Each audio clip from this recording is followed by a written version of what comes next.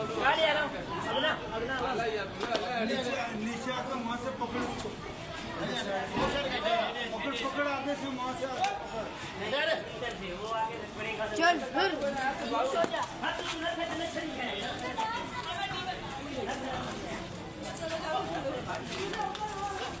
असल में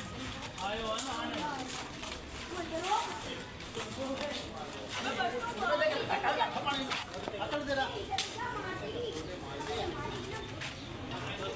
थोड़ो करे थोड़ो करे जरा मिट दो ना आने बस मरी नीचे की साइड थोड़ो करे बस